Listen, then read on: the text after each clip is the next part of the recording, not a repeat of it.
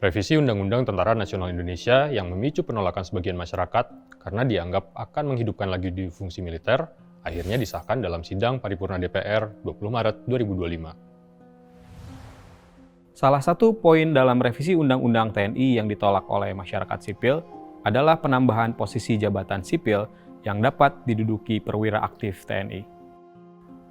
Ketentuan ini dikhawatirkan akan mengembalikan dominasi militer di berbagai sektor di Indonesia. Bagaimana sebetulnya sejarah duifungsi militer di Indonesia? Dan inilah Putar balik.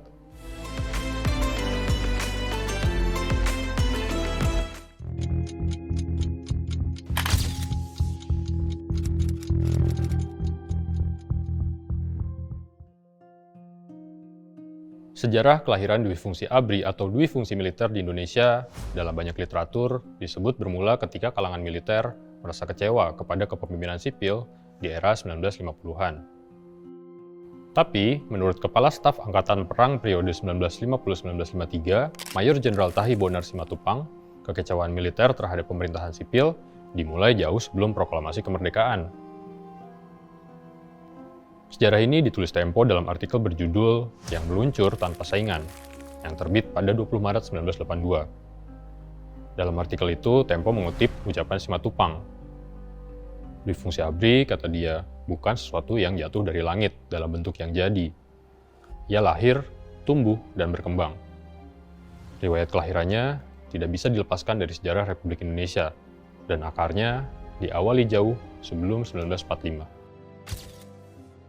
Di masa perjuangan kemerdekaan, para pemimpin pergerakan nasional saat itu, seperti Soekarno dan Hatta, tak pernah merencanakan perjuangan kemerdekaan lewat suatu perjuangan bersenjata.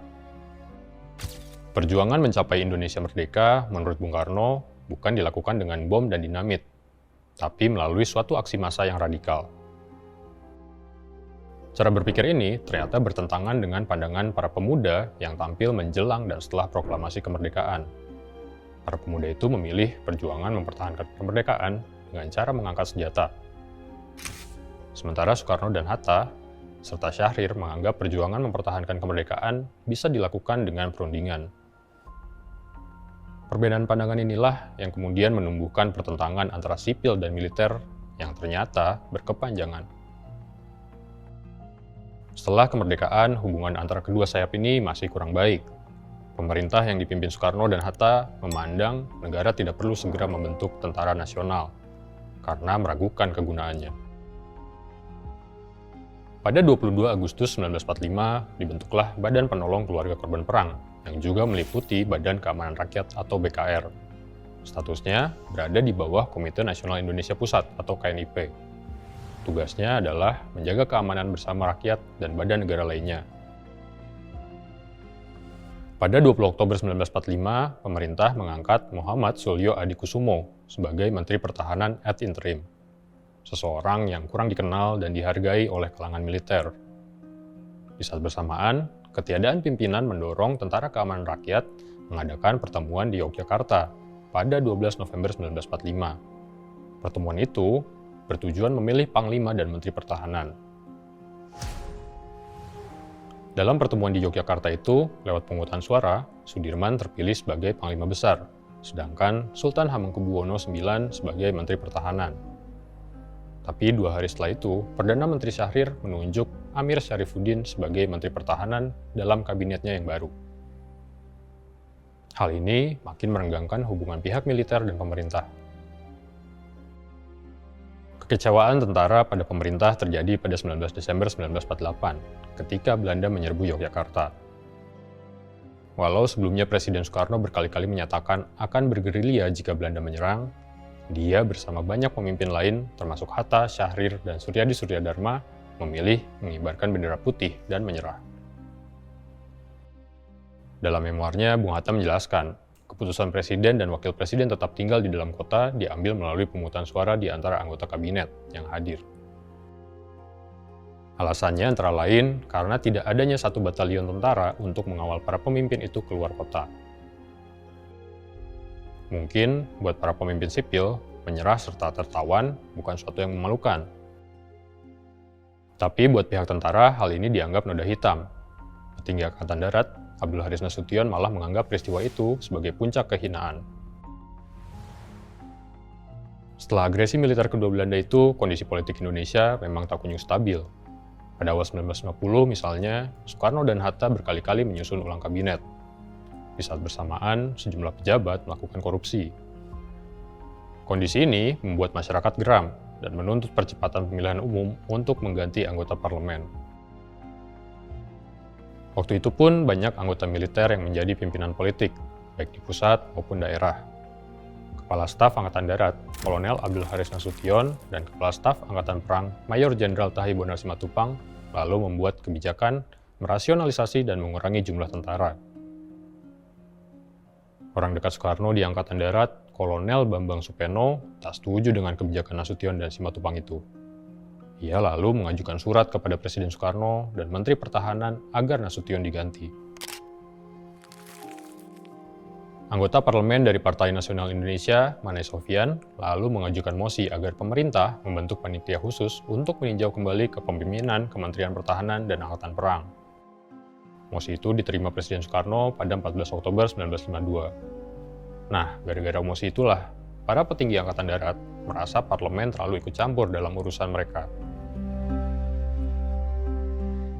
Puncak pertikaian tersebut adalah peristiwa 17 Oktober 1952.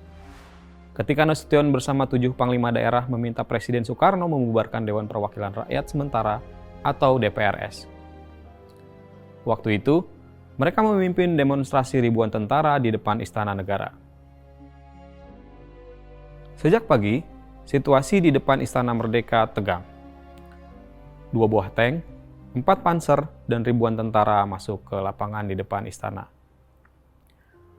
Para tentara membawa spanduk-spanduk yang bertuliskan teks, "Bubarkan parlemen." Sebagian tentara yang berasal dari batalion artileri bahkan membawa 4 meriam. Moncongnya diarahkan ke istana, tempat Presiden Soekarno tinggal pada waktu itu. Peristiwa ini pernah diceritakan Bung Karno dan dituliskan ulang dalam buku berjudul Soekarno, An Autobiography as Told to Cindy Adams, yang terbit pada 1965. Dalam buku itu, Soekarno bercerita, ketika para tentara berdemonstrasi di halaman Istana Merdeka, sejumlah petinggi militer yang menggerakkan demonstrasi itu menemui dia di dalam. Dalam pertemuan itu, Nasution berkata kepada Soekarno, demonstrasi ini bukan ditujukan kepada Bapak pribadi, tetapi ditunjukkan terhadap sistem pemerintahan. Bapak harus segera membubarkan parlemen, kata Nasution. Perdebatan Soekarno dengan Nasution memanas, sampai Soekarno akhirnya keluar menemui para tentara yang sedang berdemonstrasi. Ia lalu berdiri di hadapan meriam-meriam yang mengarah ke istana dan menyerukan agar tentara dan masyarakat sipil yang berdemonstrasi membubarkan diri. Usaha kudeta itu pun gagal. Sikap tentara dalam peristiwa ini dianggap menunjukkan makin kuatnya ketidakpercayaan pihak militer pada pemerintahan sipil dan sistem politik yang berlaku, karena tidak menjamin adanya stabilitas. Usai peristiwa itu, Nasution dan Simatupang diperiksa Jaksa Agung Suprapto. Pada Desember 1952, mereka berdua kehilangan posisi di angkatan bersenjata dan diberhentikan dari ikatan dinas. 3 tahun berselang, pemilu 1955 pun digelar. Tapi rupanya sistem multipartai dipertahankan. Kepercayaan tentara terhadap kepemimpinan sipil pun makin tergerus. Meski begitu, Nasution akhirnya kembali diangkat sebagai Kepala Staf Angkatan Darat pada 7 November 1955. Ketika ia kembali memimpin Angkatan Darat, Nasution menyusun pedoman konsep duifungsi militer dengan membentuk suatu panitia yang diketuai oleh Kolonel Moko Ginta dan Letnan Kolonel Suwarto. Tak lama setelah itu, muncullah Operasi Karya dan Kekaryaan.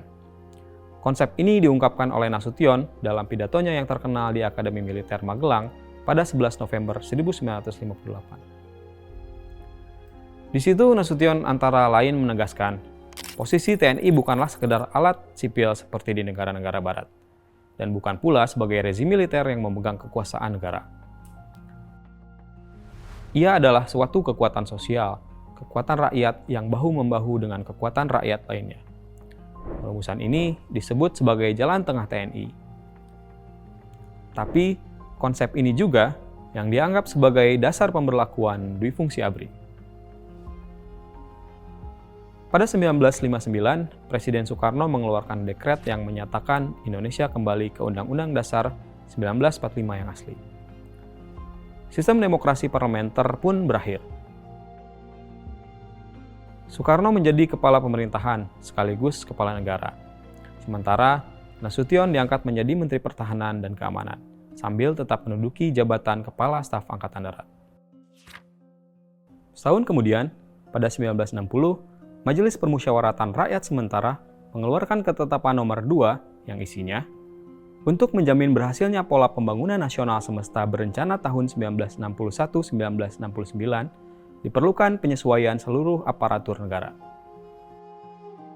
Di pasal 4 ayat 2 TAP MPRS itu juga disebutkan, seluruh rakyat dan kelengkapan dan diikutsertakan dalam suatu gerakan massa yang berbentuk organisasi front nasional. Hal ini memperkuat posisi Angkatan Darat yang segera menyatakan diri sebagai golongan fungsional dan diwakili dalam front nasional. 5 tahun kemudian, peristiwa 30 September 1965 pecah, dan Partai Komunis Indonesia pun tumbang, diikuti dengan jatuhnya Bung Karno.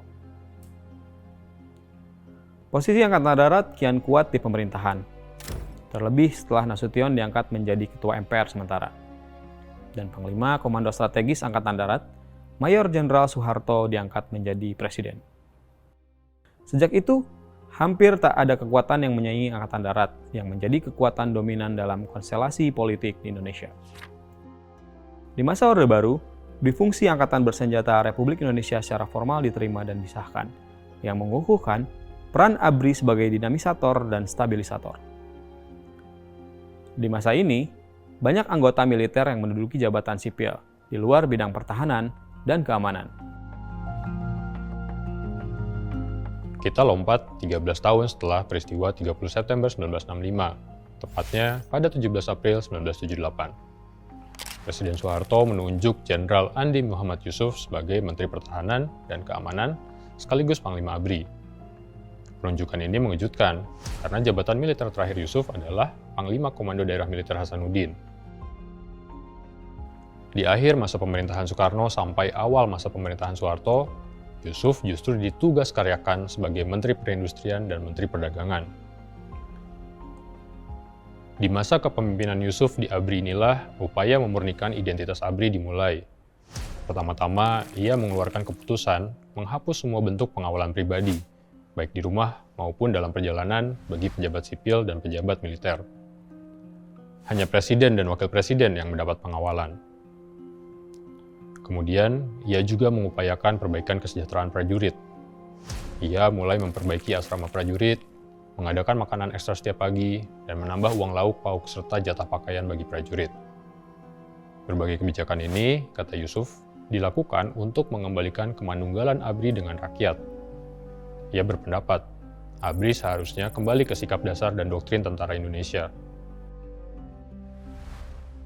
Setahun kemudian, pada 1979, Jenderal Yusuf mengeluarkan instruksi yang melarang perwira ABRI yang masih aktif untuk berdagang. Hal ini jelas disambut gembira oleh kalangan yang memang menghendaki pemurnian kembali identitas Tentara Nasional Indonesia. Salah satunya adalah Jenderal Nasution yang sudah pensiun dari ABRI. Nasution dalam tulisannya yang dimuat Tempo pada 1979 menganggap, di masa itu prinsip TNI sebagai pejuang rakyat dengan disiplin perjuangannya telah terkikis, karena banyak perwira yang justru menduduki jabatan di luar militer. Berdasarkan catatan Tempo, jumlah anggota ABRI yang dikaryakan atau bertugas di bidang lain di luar militer mencapai sekitar 13.000 orang, dan mereka tersebar di banyak bidang.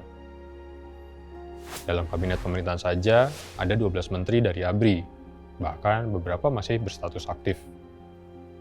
Di tingkat kepala daerah, setidaknya ada 21 gubernur yang berasal dari ABRI. Begitu juga di level pejabat tinggi. Ada 11 sekretaris jenderal, 25 direktur jenderal, dan 6 inspektur jenderal yang berasal dari ABRI. Di DPR, 75 perwira aktif menjadi anggota fraksi ABRI. Lalu di fraksi karya pembangunan ada 15 orang purnawirawan. Lembaga yudikatif seperti Mahkamah Agung dan Kejaksaan Agung juga dipimpin anggota ABRI aktif. 25 orang anggota ABRI menjadi duta besar, dan di sektor ekonomi, sejumlah perusahaan plat merah atau BUMN dan perusahaan swasta juga dipimpin oleh ABRI. Pada awal 1980-an, suara untuk mengembalikan militer ke barak makin menguat.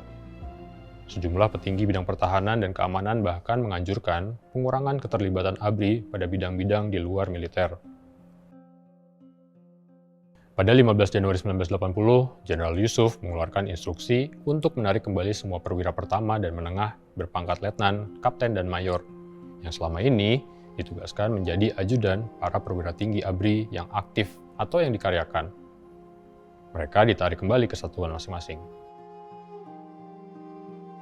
Dasar semua kebijakan pimpinan ABRI itu adalah Rencana Strategis 2 Pertahanan Keamanan periode 1979-1983. Rencana itu merumuskan arah perkembangan ABRI untuk meningkatkan profesionalisme dan modernisasi ABRI.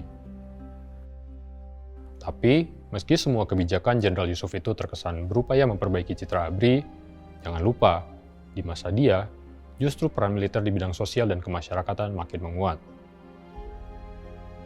Lewat semangat mengembalikan semboyan manunggal ABRI dengan rakyat, Jenderal Yusuf justru memberlakukan konsep pembinaan teritorial.